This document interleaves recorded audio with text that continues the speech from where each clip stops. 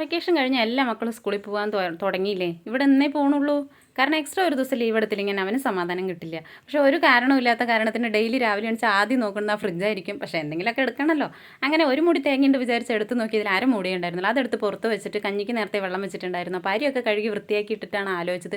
പണ്ട് ഞാൻ സ്കൂളിൽ പഠിക്കുമ്പോൾ എൻ്റെ ഉണ്ണിക്ക് ഞാൻ ബിരിയാണി എന്ന് പറഞ്ഞിട്ട് ഉണ്ടാക്കി കൊടുത്തത് ഈ തേങ്ങാച്ചോറാണ് അത്രേ. അപ്പോൾ വെക്കേഷന് വന്നപ്പോൾ ഉണ്ണി അത് എന്നോട് പറഞ്ഞു, നീ നിൻ്റെ മകൻ അത് ഉണ്ടാക്കി കൊടുക്കുക, അവനൊന്ന് കഴിച്ച് നോക്കട്ടെ എന്ന്. അത് ആലോചിച്ച് അതിനുള്ളതൊക്കെ വൃത്തിയാക്കി വെക്കുമ്പോഴേക്കും പുറത്തൊരാൾ നിന്ന് കത്തലോട് കടത്തൽ വിശന്നിട്ട്. അപ്പോൾ അവർക്ക് ഇത്തിരി ചോറും വെച്ച് കുളിക്കാനുള്ള ചുടുവെള്ളവും തയ്യാറാക്കിയിട്ട് തേങ്ങ തിരുമ്മാൻ വയ്യാത്തതുകൊണ്ട് മിക്സിയിലിട്ട് രണ്ട് കറക്കി വെച്ചതിന് ശേഷം ചോറ് വേവുന്ന സമയം കൊണ്ട് നമുക്ക് മിറ്റമൊക്കെ ഒന്ന് അടിച്ച് വാരാലോ. ഒന്ന് കുട്ടപ്പൻ പറഞ്ഞ അച്ഛൻ നേരത്തെ തുറന്നു വിട്ടു.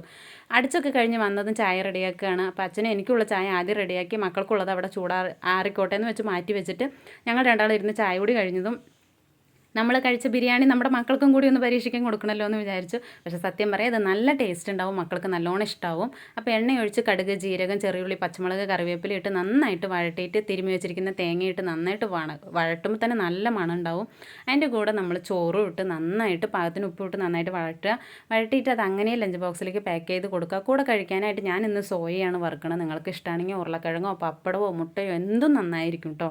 അപ്പോൾ ഇതുപോലെയുള്ള നല്ല വീഡിയോസിനായിട്ട് നമ്മുടെ ചാനലൊന്ന് സബ്സ്ക്രൈബ് ചെയ്ത് വെക്കുക.